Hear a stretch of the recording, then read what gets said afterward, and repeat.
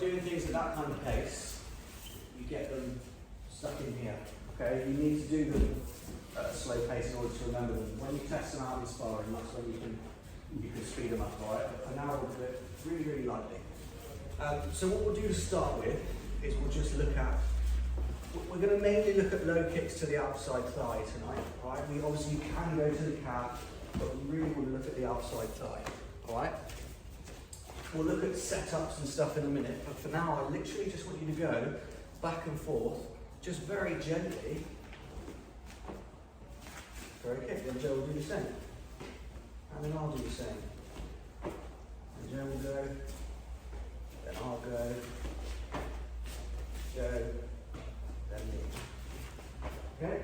But I want you to focus on where you're hitting with your leg and where you're hitting with his leg. So what I don't want is something like this.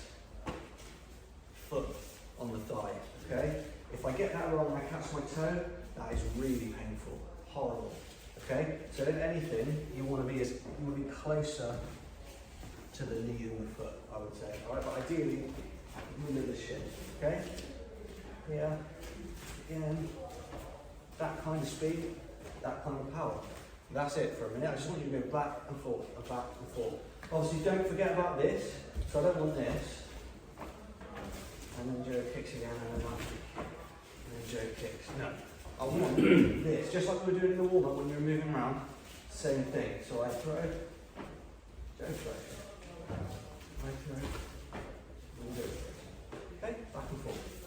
So as Joe throws the kick into me, okay, and hold it there if you can. So he's impacting with his shin on the outside of my thigh, okay? That's a solid part of his leg, it's kind of a fleshy part of mine, alright? I want bone on bone to stop it.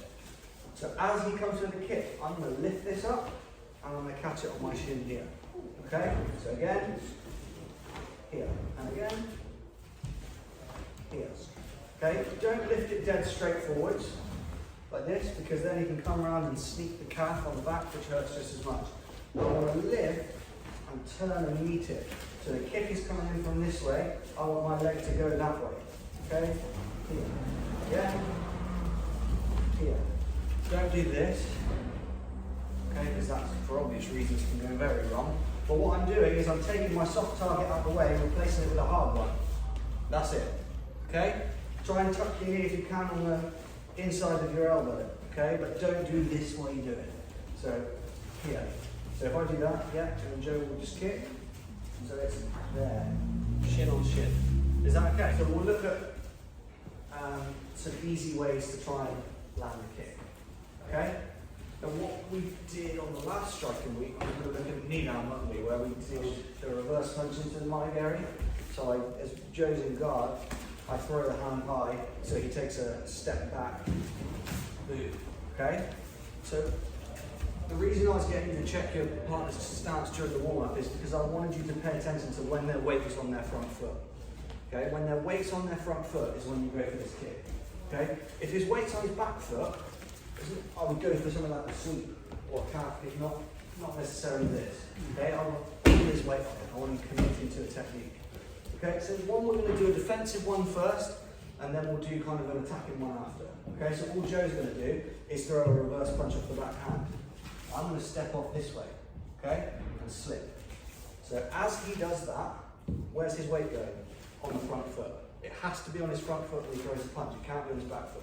So if it comes on his front foot, I'm coming through there. So again,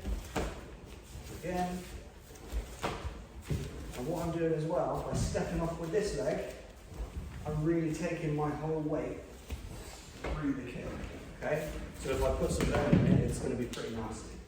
Okay, and again, here, and again,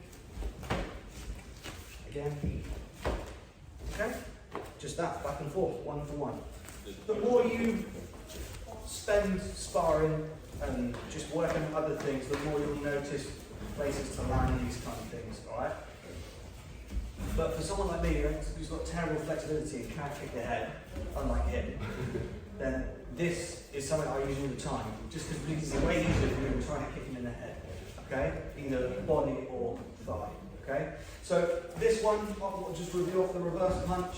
As that weight lands on the front foot, I'm getting your kick off. Okay, just like Lynn was doing, as soon as that front foot lands, so when all of his weight's on it is when you land the kick. Okay? So this time we're going to be something slightly different. I'm going to be the one to initiate his movement. Okay? So this one he was driving his way onto his front foot. This time I'm going to be moving onto his front foot. Okay? So what I want to do is I'm going to take a step off this way to the side, and I'm just going to fake throw a hook. Okay? You can throw it if you want, but just bring your hands up. Okay? So as I do this, he is going to try and counter by stepping across this way and will come around with me. So his weight's going to be on that front foot. Okay? So as I do this, he steps and I land it.